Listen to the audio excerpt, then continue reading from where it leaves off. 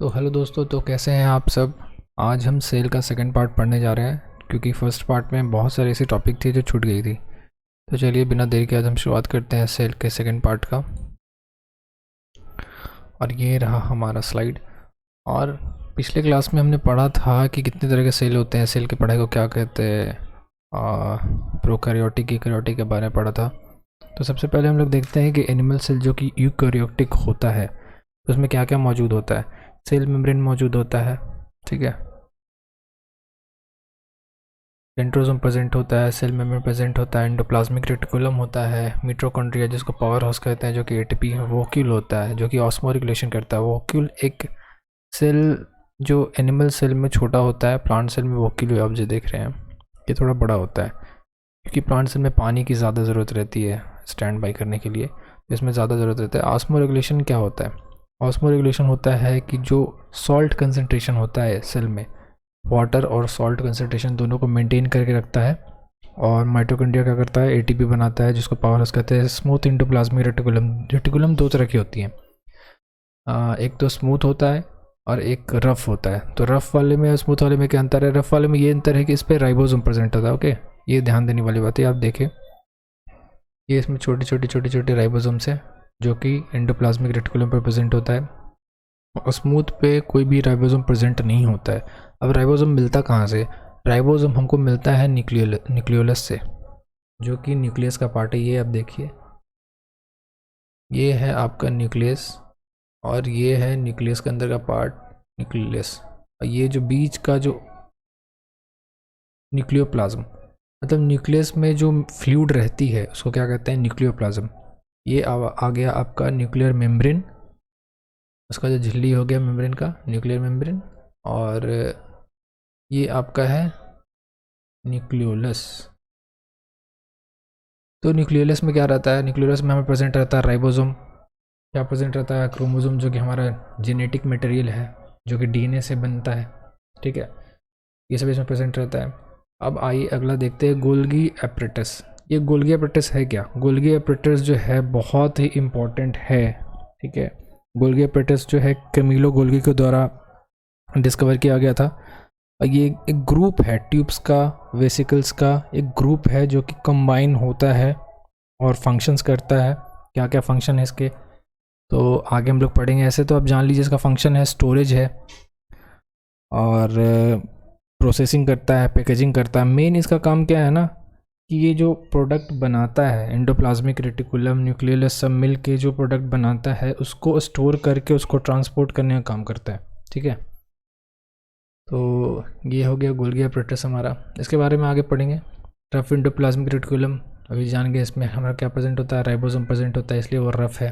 Ribosome जो दाना दाना जैसा स्ट्रक्चर, अब देखिएगा सेल जब आप देखिएगा तो उसमें दाना दाना जैसा स्ट्रक्चर रहता है, वो है राइबोसोम हमारा। तो ये हो गया वोक्यूल्स, ये सब, ठीक है। माइटोकॉन्ड्रिया, ये हो गया सेंट्रोसोम। सेंट्रोसोम जो है वो स्पिंडल फाइबर बनाता है, ठीक है। वो आप नोट कर लीजिए, स्पिंडल फाइबर एक तरह का प्रोटीन है, प्रोटीन का पार्ट है, ठीक है। तो सेंट्रोसोम कब काम आता है? जब सेल डिवीज़न होता है। ये एक सेल गया, दो सेल में कन्वर्ट हुआ, तो यहाँ पे सेंट्रोसोम क्या करता है? डिवाइड करने का काम करता है, दोनों को अलग थलग करने का काम आता है। सेल मेम्ब्रेन तो आप जान ही रहे हैं सेमी परमिएबल है, तो हर तरह के मटेरियल को अंदर से बाहर, बाहर से अंदर आने जाने में हेल्प करता है। सेल मेम्ब्रेन के बारे में हम लोग ब्रीफ में पढ़ेंगे, न्यूक्लियस के बारे में पढ़नी है। अब ये लाइसोसोम के बारे में हम लोग ब्रीफ में पढ़ेंगे। लाइसोसोम क्या होता है? सुसाइड बैग कहलाता है, ठीक है। वो सिंगल मेम्ब्रेन बॉन्ड ऑर्गेनेल होता है। इसमें बहुत सारी हाइड्रोलाइटिक एंजाइम्स होती हैं जो कि बहुत सारी चीज़ों को इनगल्फ कर लेती है अपने अंदर, उसको पचा के बाहर फेंकने के काम में आती है। तो कल तो हमने पढ़ा था एनिमल और प्लांट सेल के बारे में। तो ये दोनों में सबसे कॉमन क्या है? सबसे कॉमन बात ये है कि दोनों में सेल मेम्ब्रेन होता है। ये आप ध्यान दीजिए, सेल मेम्ब्रेन होता है, पहला पॉइंट। दूसरा पॉइंट क्या है कि इसमें साइटोप्लाज्म भी होता है दोनों में। बिना साइटोप्लाज्म के एग्जिस्ट ही कहाँ करेगा? साइटोप्लाज्म तो उसको एक स्ट्रक्चर, उसके बॉडी को खड़ा करके रख रही है। जो अंदर का फ्लूइड है साइटोप्लाज्म है। ये सब जो आप देख रहे हैं ये सब क्या है? फ्लूइड जो है, ये सब जो है फ्लूइड। उसी साइटोप्लाज्म में तो सब ऑर्गेनेल है। ऑर्गेनेल होता क्या? ऑर्गेनेल का मतलब होता है कि लिटिल ऑर्गन। तो कल हमने पढ़ा था सेल क्या स्ट्रक्चरल फंक्शन, मतलब इसमें भी बहुत सारे स्ट्रक्चर हैं। ये तो एक छोटा स्ट्रक्चर है ही, इसके अंदर भी छोटे छोटे ऑर्गन्स हैं, इसी को कहते हैं ऑर्गेनेल्स। तो ये साइटोप्लाज्म भी होता है दोनों में। और तीसरा हमारा जो है वो है डीएनए। डीएनए जो हमारा जेनेटिक मटेरियल है वो हर किसी में होता है। इधर आप बैक्टीरिया उठा लो, वायरस उठा लो, प्लांट सेल उठा लो, मतलब जितना भी सेल है उसमें आपको एक चीज़ कॉमन तो ज़रूर मिलेगा, वो है आपका डीएनए, क्योंकि डीएनए ही आपका सेल स्ट्रक्चर डिफाइन करता है। ठीक है, डीएनए हो गया, साइटोप्लाज्म हो गया, सेल मेम्ब्रेन हो गया, ये सब जो है बहुत ही कॉमन है आपको हर तरह के सेल में। तो ये आपको नोट करने वाली बात है। एग्जाम पॉइंट ऑफ व्यू से अगर पूछा जाए कि आपके प्लांट सेल और एनिमल सेल में डिफरेंस क्या है, तो प्लांट सेल में एनिमल सेल में डिफरेंस यही है कि प्लांट सेल में सेल वॉल पाया जाता है, एनिमल सेल में नहीं पाया जाता है। प्लांट सेल में आपको क्लोरोप्लास्ट पाया जाता है जो कि फोटोसिंथेसिस करता है, एनिमल सेल में क्लोरोप्लास्ट नहीं पाया जाता है। प्लांट सेल में प्लाज्मोडेस्माटा पाया जाता है जो कि प्लांट सेल के डिवीज़न में हेल्प करता है, जो कि एनिमल सेल में नहीं पाया जाता है। तो एनिमल सेल में क्या पाया जाता है, एनिमल सेल में पाया जाता है सेंट्रोजोम, जो कि प्लांट सेल में नहीं पाया जाता है। ये आपको हो गया साइटोस्केलेटन है। तो साइटोस्केलेटन तो भाई दोनों में पाया जाता है। साइटोस्केलेटन ये सब जो स्ट्रक्चर आप देख रहे हैं ये हर जगह पाया जाता है, पूरे सेल में ऐसे ऐसे ऐसे ऐसे स्ट्रक्चर होता है। ये सब देख रहे हैं, ये सब फाइबर है। ठीक है, ये सब माइक्रोफिलामेंट्स के रूप में, माइक्रोट्यूबल्स के रूप में, ट्यूबल्स मतलब जो ट्यूब, आप साइकिल का ट्यूब देख रहे हैं कैसा हॉलो सा होता है, वैसा वैसा स्ट्रक्चर होता है, हॉलो स्ट्रक्चर, माइक्रोफिलामेंट, माइक्रोट्यूबल्स के रूप में। साइटोस्केलेटन क्या करता है, बॉडी को एक स्ट्रक्चर प्रोवाइड करता है। ठीक है, तो कहने का मतलब हो गया कि अगर आप घर बनाते हैं उसमें छड़ वड़ डालते हैं ना जी, तो यही चीज़ है, ये छड़ है, ये घर है, और इसमें जो अंदर का सामान ये जो आप देख रहे हैं ये आपका बिजली घर हो गया, ये आपका जो है क्लोरोप्लास्ट जो होता है वो किचन हो गया। किचन कहने का मतलब ये फोटोसिंथेसिस जो करता है, फोटोसिंथेसिस क्या करता है, कार्बन डाइऑक्साइड लिया एटमॉस्फेयर से, आपको ऑक्सीजन दिया। ठीक है, तो ये आपको ऑक्सीजन दे रहा है, आपको प्रोवाइड कर रहा है, खाना प्रोवाइड कर रहा है आपको, तो ये किचन ही कहलाया ना। तो साइटोस्केलेटन भी बहुत इंपॉर्टेंट है, आप साइटोस्केलेटन के बारे में पढ़िएगा। तो चलिए आते हैं अगले स्लाइड पे। तो कल हमने बैक्टीरिया सेल के बारे में पढ़ा था, हमारे पहले जो पार्ट में है इसके बारे में दिया गया है। अब आते हैं different cells having different functions. जैसा कि हमने पहले पार्ट में पढ़ा था कि एक तरह के सेल होते नहीं हैं, बहुत तरह के सेल होते हैं। तो सब सेल जो होता है जो अलग अलग तरह का टिश्यू बनाता है उसका फंक्शन भी अलग अलग होता है। तो सबसे पहले तो सेल थ्योरी के बारे में हमने पढ़ा था। तो सेल थ्योरी जो था, सेल थ्योरी यही कहता है कि दुनिया में जो छोटी से छोटी ऑर्गेनिज्म है वो भी सेल से मिलकर बनी है, यही सेल थ्योरी का कहना है। बट इसमें एक एक्सेप्शन है। हम देख रहे थे 2018-19 का क्वेश्चन था किसी में, तो पूछा गया था इसमें से कौन सा सेल जिसके पास एंजाइम नहीं होता है। ठीक है, तो उसमें ऑप्शन था वायरस। पहला बात कि जो वायरस है वो एक सेल है ही नहीं, तो ये तो ऑप्शन से ऐसे ही अलग हो गया। ठीक है, तो एक्सेप्शन टू सेल थ्योरी यही है कि वायरस एक ऑब्लिगेट पैरासाइट है, जब तक उसको होस्ट ना मिले तब तक वो किसी को रोस्ट ना करता है। ठीक है, तो वायरस को जब तक कोई होस्ट ना मिले, जैसे कि इंसान है, इसको हो गया ये कोरोना वायरस, जब तक इस पर अटैक ना करेगा तब तक वायरस बाहर में डेड ही रहेगा ना। इसको मतलब इसको ज़िंदा कह सकते हैं ना मरा हुआ कह सकते हैं, इसको ऑब्लिगेट पैरासाइट, जब तक उसको होस्ट ना मिलता है वो अपना काम स्टार्ट नहीं करता है। ठीक है, तो कितना तरह के सेल होते हैं, सेल भी बहुत तरह के होते हैं। तो आइए देखते हैं। सबसे स्मॉलेस्ट सेल जो हमारे ह्यूमन में पाया जाता है वो कौन सा है, स्पर्म सेल, जो मेल में पाया जाता है। फीमेल में कौन सा होता है, ओवम। ये बहुत इंपॉर्टेंट की बात है। लॉन्गेस्ट सेल हमारे ह्यूमन बॉडी में क्या होता है, नर्व सेल। ये जो हमारे बॉडी का सबसे लॉन्गेस्ट सबसे बड़ा सेल है, इसमें डिवीज़न नहीं होता है, ये अलग अलग नहीं होता है, इसमें कोई भी डिवीज़न नहीं होता है। अब आप कहते हैं ब्लड सेल, ब्लड सेल का भी बहुत तरह का पार्ट होता है। ब्लड सेल भी बहुत तरह के होते हैं, monocyte, eosinophils, basophils, red blood cells, neutrophils, lymphocytes. ये हो गया आपका प्लेटलेट्स, जो आप ब्लड में पढ़ेंगे, इसके बारे में ब्रीफ डिस्कशन करेंगे। मतलब इतने तरह के सेल पाए जाते हैं। और ध्यान में देने वाली बात यह है कि किस तरह का सेल कैसा होता है। बिगेस्ट सेल क्या होता है, ऑस्ट्रिच का होता है। ऑस्ट्रिच का जो अंडा होता है उसको हम लोग सबसे बड़ा सेल कहते हैं। स्मॉलेस्ट सेल क्या होता है? माइकोप्लाज्मा, इसको कहते हैं पीपीएलओ। ठीक है, तो ये एक तरह का बैक्टीरिया है, ये स्मॉलेस्ट सेल हो गया। अब लिवर सेल कैसा होता है? ये होता है सेल्फ रेप्लिकेटिंग सेल। कहने का मतलब है यही हमारे ह्यूमन बॉडी में एक ऐसा सेल है जो कांस्टेंट अपने आप को रिप्लेस करते रहता है, अपने आप को रिपेयर करते रहता है। तो लीवर सेल एक ऐसा एक्सेप्शन है ह्यूमन बॉडी में जो कांस्टेंट अपने आप को बनाते रहता है। अब बिगेस्ट सिंगल सेल क्या है? तो बिगेस्ट सिंगल सेल जो है एसिटिबुलेरियाज है, वो एक तरह का अलगी है। ठीक है, तो ये है आपको बिगेस्ट सिंगल सेल। तो ये सब ध्यान देने वाली बातें। चलिए आते हैं अगले स्लाइड पे। ये तो हमने पढ़ लिया था प्रोकैरियोटिक यूकैरियोटिक में सबसे बड़ा अंतर यही होता है कि प्रोकैरियोटिक में न्यूक्लियस नहीं होता है, ऑर्गेनेल्स नहीं होते हैं, बेसिकली यूनिसेलुलर होते हैं जो कि बैक्टीरिया वायरस में पाया जाता है। यूकैरियोटिक में न्यूक्लियस होता है, बहुत सारे ऑर्गेनेल्स होते हैं, छोटे छोटे मल्टी सेलुलर ऑर्गेनिज्म में पाया जाता है, सॉरी, और प्लांट और एनिमल में पाया जाता है।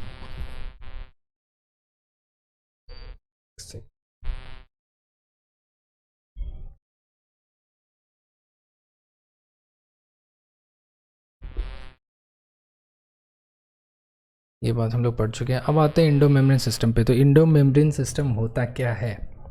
तो ढेर सारे जो ऑर्गेनल एक साथ में जो काम करते हैं, ठीक है, तो उसी को कहते हैं इंडो मेम्ब्रेन सिस्टम। मतलब हर ऑर्गेनल एक दूसरे पर डिपेंडेंट होता है कोई प्रोसेस के लिए। तो इंडो मेम्ब्रेन सिस्टम का पार्ट कौन कौन सा होता है? आप स्टार्ट कर लीजिए इंडो मेम्ब्रेन सिस्टम का पार्ट। आप स्टार्ट आप कहाँ से कीजिएगा? ये है, देखिए, यहाँ से स्टार्ट कीजिए न्यूक्लियस से। ये हो गया न्यूक्लियस। फिर आपका इंडो मेम्ब्रेन सिस्टम का पार्ट हो गया एंडोप्लाज्मिक रेटिकुलम, आपका पार्ट हो गया गोल्गी, ये सब जो है वोक्यूल वगैरह, ये सब जो है आपका पार्ट हो गया इंडो मेम्ब्रेन सिस्टम का। तो इंडो मेम्ब्रेन सिस्टम टोटल करता क्या है? लास्ट में जाके प्रोटीन का सिंथेसिस होता है। ये सब डीएनए में हम लोग पढ़ेंगे। तो अभी तक तो हम लोग यही जानते हैं इंडो मेम्ब्रेन सिस्टम का पार्ट कौन कौन सा हुआ। न्यूक्लियस पार्ट है, एंडोप्लाज्मिक रेटिकुलम पार्ट है, ये सब आपको इंडो मेम्ब्रेन सिस्टम का पार्ट है। तो यहाँ से क्या होता है कि जो न्यूक्लियर इन्वेलप है इसके अंदर है न्यूक्लियस, न्यूक्लियस के अंदर है न्यूक्लियोलस। वो क्या करता है? राइबोसोम, ये सब छोटा छोटा स्ट्रक्चर जो आप देख रहे हैं, ये सब छोटा छोटा, ये सब है राइबोसोम। वो रिलीज़ होता है राइबोसोम न्यूक्लियस से, और फिर वो जाता है एंडोप्लाज्मिक रेटिकुलम के थ्रू गोल्गी बॉडी में। अब गोल्गी बॉडी में क्या होता है? ये वेसिकल्स में कन्वर्ट होता है। ये सब देखिए छोटा छोटा पॉच लाइक स्ट्रक्चर जो वेसिकल्स है में कन्वर्ट होता है, और ये इंडोसोम के साथ मिलके ये बना दिया आपको लाइसोसोम, जो कि बहुत ही इंपॉर्टेंट है एग्ज़ाम पॉइंट ऑफ व्यू से। कोई भी अगर एग्ज़ाम देते हैं तो लाइसोसोम बेसिकली क्या है, हमने लाइसोसोम के बारे में पढ़ा था इसमें। देखिए, तो लाइसोसोम है क्या? सुसाइड बैग है। सुसाइड बैग कहने का मतलब है जो भी मटेरियल जो रहता है, जो बिना काम का रहता है, वो क्या करता है? लाइसोसोम अपने अंदर इनगल्फ कर लेता है और उसको बाहर कर देता है। ठीक है, तो अब आते हैं एक टर्म है गोल्गी कॉम्प्लेक्स। ये टोटल जो गोल्गी बॉडी है इसको गोल्गी कॉम्प्लेक्स भी कहते हैं। तो इसका काम क्या होता है? एटीपी ट्रांसपोर्टेशन का काम होता है। ठीक है, ये स्टोरेज का काम करता है, पैकेजिंग का काम करता है, और सबसे ज़्यादा इम्पॉर्टेंट तो ये है कि वो सेल वॉल का सिंथेसिस करता है। जब सेल डिवीज़न होता है उसमें सेल वॉल का सिंथेसिस करना, मेम्ब्रेन का सिंथेसिस करना, लाइसोसोम बनाना। देखिए है ना, ये लास्ट में जाके आपको देखिए लाइसोसोम बना रहा है। तो लाइसोसोम बहुत ही इम्पॉर्टेंट है। इसमें हाइड्रोलाइटिक एंजाइम्स जो पाई जाती है वो क्या करता है कि जो भी एक्स्ट्रा साइटोप्लाज्म में जो एक्स्ट्रा इंक्लूजन बॉडीज़ जो घूम रही है उसको अपने अंदर इनगल्फ करके फिर वो प्लाज्मा मेम्ब्रेन से देखिए बाहर कर देता है। ये इसको कर दिया सेल से बाहर, जो भैया आपका काम नहीं है, आप यहाँ पे अब नहीं रह सकते, यही इसका काम है। तो एक बात और क्वेश्चन उठती है कि अगर लाइसोसोम जो है अगर एक्स्ट्रा मटेरियल को बाहर कर देता है तो आरबीसी जो है जो कि 120 दिन तक ही ज़िंदा रहती है उसका फिर क्या होता होगा? उसको कौन बर्बाद करता है? तो वो आरबीसी क्या होती है ना कि जाके स्प्लिन में जाके स्टोर हो जाती है, वहाँ पे जाके वहाँ पे वो रीस्टोर होती है, फ्रेश होती है, रिसाइकिल होती है, फ़िल्टर होती है स्प्लिन में जाके। ठीक है, तो उसको कहते हैं graveyard of RBC spleen को। तो इसके बारे में लोग ब्लड में पढ़ेंगे। ये देखिए आपको एक फिगर दिया हुआ है एंडोमेम्ब्रेन सिस्टम का कैसे काम कर रहा है। तो आपने बताया था अभी, ये देखिए न्यूक्लियस से राइबोसोम निकला, राइबोसोम निकल के फिर आपको लिपिड में, जब यहाँ से एंडोप्लाज्मिक रेटिकुलम में जाता है तो एंडोप्लाज्मिक जो होता है स्मूथ और रफ़, तो स्मूथ वाला लिपिड रिलीज़ करती है और रफ़ वाला प्रोटीन रिलीज़ करती है। ठीक है, वो गया बॉडी में और ग्लाइकोप्रोटीन्स ग्लाइकोलिपिड्स बनाया। फिर इसके साथ आपको बेसिकली ये सब बहुत हाई लेवल की बात हो गई। तो यहाँ पे चलिए नेक्स्ट चैप्टर में चलते हैं। हमको सबसे पहले पढ़ना है सेल मेम्ब्रेन के बारे में। तो सेल मेम्ब्रेन होता कैसा है, ये बहुत ही ज़्यादा इम्पॉर्टेंट है। तो सेल मेम्ब्रेन जो है आपको सेमी परमिएबल होता है। ठीक है, ये आप नोट कर लीजिए, दिया हुआ है नहीं दिया हुआ है, सेमी परमिएबल। ठीक है, मतलब हर तरह के पार्ट को वो अंदर जाने नहीं देती है, मतलब बहुत ही चुनिंदा चीज़ों को जो चार्ज्ड आयन पोलर आयंस रहते हैं उनको ही अंदर जाने देती है। ये तो बहुत सारे मॉडल दिए गए थे, बट जो फ्लूइड-मोसिक मॉडल है सेल मेम्ब्रेन का वही अभी तक बहुत ज़्यादा मान्य है, जो कि सिंगर और निकोलसन के द्वारा दिया गया था 1972 में। तो इसमें हम लोग आइए देखते हैं इसका स्ट्रक्चर कैसा होता है। ये फास्फोलिपिड बाइलेयर होता है इसका, लिपिड आउटसाइड, जो लिपिड लेयर है वो बाहर की ओर होता है, जिसको हम लोग कहते हैं हाइड्रोफिलिक। हाइड्रोफिलिक कहने का मतलब वाटर लविंग, और हाइड्रोफोबिक मतलब वाटर रिपेलिंग। तो ये क्या करता है, हाइड्रोफोबिक पार्ट जो है इन्वायरमेंट को, जो पानी जो इधर है बाहर में, वैसे इन्वायरमेंट से बचा के रखता है। ठीक है,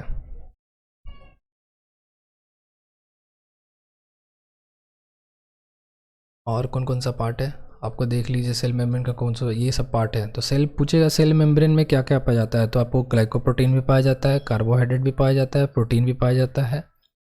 और ये देखिए पेरीफेरल प्रोटीन। पेरीफेरल प्रोटीन क्या होता है, मतलब उसके जो पेरीफेरी पे है। ठीक है, इंटीग्रल प्रोटीन जो इसमें इंटीग्रल है पूरा समाया हुआ है। ये चैनल प्रोटीन जो है बहुत हेल्प करता है ट्रांसपोर्टेशन ऑफ आयन में। तो ये क्वेश्चन अगर पूछा जाएगा कि कौन सा ऐसा प्रोटीन है जो कि ट्रांसपोर्टेशन में हेल्प करता है, तो चैनल प्रोटीन। ठीक है, ये जो है चैनल प्रोटीन ट्रांसपोर्टेशन में आपको हेल्प करता है। ठीक है, चलिए आगे बढ़ते हैं नेक्स्ट स्लाइड पे। ये आप देख लीजिए अच्छे से, इसमें ज़्यादा इंपॉर्टेंट यही है कि फ्लूइड-मोसिक मॉडल है, सिंगर निकोलसन के द्वारा दिया गया था, सेमी परमिएबल होता है।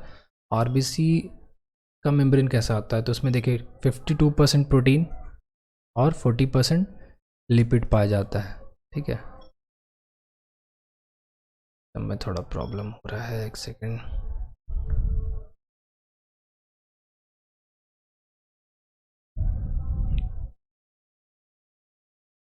चलिए आगे बढ़ते हैं अगले स्लाइड पे।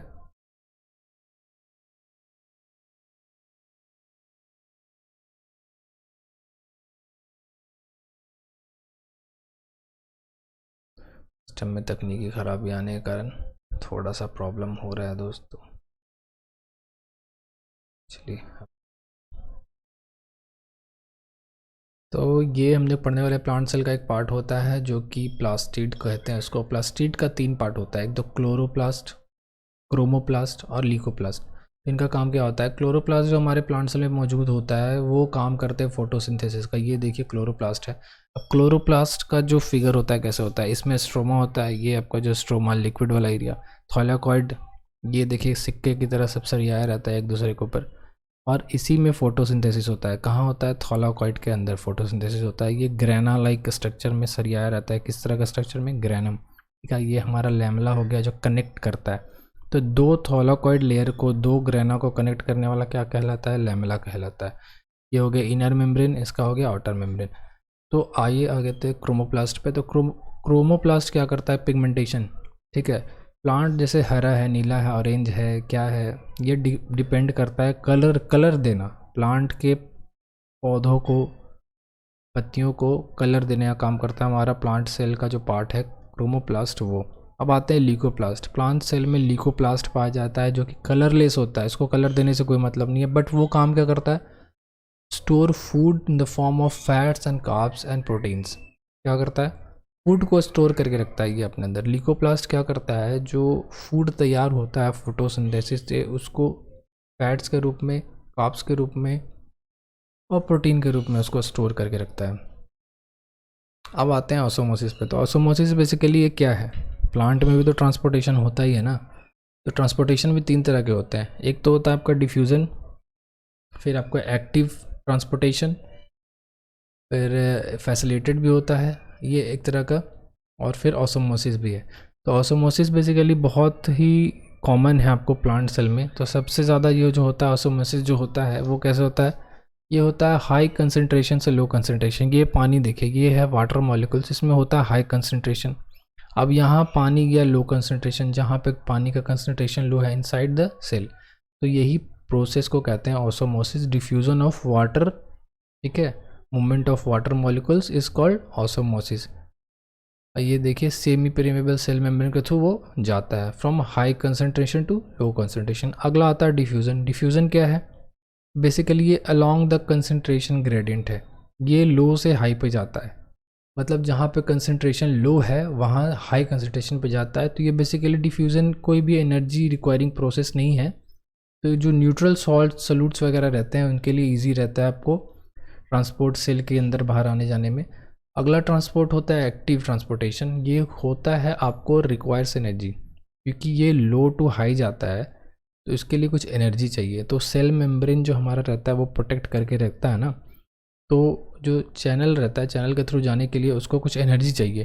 तो कब कौन से मॉलिक्यूल जो चार्ज मॉलिक्यूल्स रहते हैं Na+, K+, ये सब जो चार्ज मॉलिक्यूल्स हैं, तो सोडियम पोटाशियम पंप जो होता है सेल में एक मौजूद होता है, जो कि सोडियम पोटाशियम पंप बहुत ज़रूरी है, इम्पॉर्टेंट है, तो उसमें हेल्प करता है। वो कैसे होता है? एक्टिव ट्रांसपोर्टेशन के कारण। अगला स्लाइड है हमारा माइटोकॉन्ड्रिया। माइटोकॉन्ड्रिया बेसिकली है क्या? एक डबल मेम्ब्रेन बॉन्ड ऑर्गेनल है जो कि आपको सेलुलर रिस्पायरेशन में हेल्प करता है, और ये power house of the cell है क्योंकि ये एटीपी बनाता है। जो फोटोसिंथेसिस के बाद जो ऑक्सीजन हमारा निकलता है वो क्या होता है? वो लास्टली जाके एटीपी में कन्वर्ट हो जाता है due to mitochondria by cellular respiration. Okay, each layer contains its own enzyme. 2 layer होते हैं बेसिकली, आउटर मेम्ब्रेन, एक होता है इनर मेम्ब्रेन। तो दोनों में खुद का एक अपना एंजाइम होता है जो कि फंक्शंस करता है, फंक्शन करने में हेल्प करता है। ये क्रिस्टिया क्या है? इसका इनफोल्डिंग्स, ये जो मुड़े हुए आप देख रहे हैं, ये मुड़ा हुआ रास्ता जो अब दिख रहा है आपको, इसको कहते हैं क्रिस्टिया, ठीक है। ये इनफोल्डिंग्स, ये ट्यूबुलर टाइप नेटवर्क होते हैं।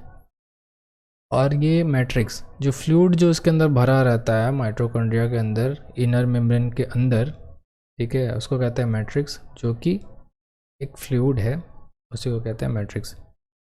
तो इनर में मैट्रिक्स में और भी बहुत सारी चीज़ें होती हैं। डीएनए होती है, इसका एक अपना डीएनए होता है, इसमें आरएनए भी पाया जाता है, राइबोसोम्स भी पाया जाता है। इसका राइबोसोम्स कैसा होता है? 70S। बेसिकली ये नॉन मेम्ब्रेन बॉन्ड ऑर्गेनेल्स होते हैं राइबोसोम, जो कि हर एक जगह पाए जाते हैं। इसको कहते हैं ऑर्गेनेल विद इन ऑर्गेनेल, ठीक है। तो वो आपको हो गया माइटोकॉन्ड्रिया, मतलब ऐसा ऑर्गन जिसके अंदर भी ऑर्गन है। तो राइबोसोम, माइटोकॉन्ड्रिया एक अपने में ऑर्गन है, इसके अंदर राइबोसोम एक ऑर्गन है, तो ये ऑर्गेनेल विद इन ऑर्गेनेल हो गया। एस क्या होता है? ये 70S जो लिखता है, इस स्टैंड्स फॉर सेडिमेंटेशन कोफिशिएंट। ये आपको एग्जाम्पल इंटरव्यू से पूछ सकता है। ये क्या करता है? एस बताता है आपका मेजरमेंट, डेंसिटी और साइज़ के बारे में आपको बताता है, जो कि प्लाड भाई साहब के द्वारा, जो प्लाड एक साइंटिस्ट हैं, उनके द्वारा किया गया था। तो एक और चीज़ और है कि इसमें क्या होता है ना कि 70S जो होता है कैसे बनता है? ये बनता है 50S + 30S से ना, ये 80S नहीं होता है, यही तो एक्सेप्शन है।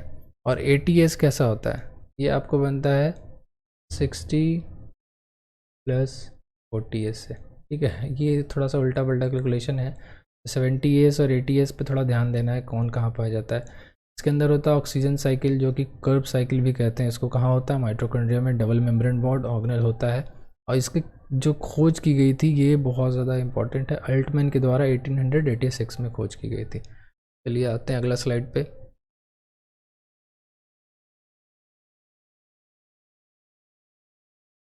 चलिए सेल तो हमारा अब क्लियर हो गया है, बस एक रफ रिवीजन, क्विक रिवीजन करते हैं।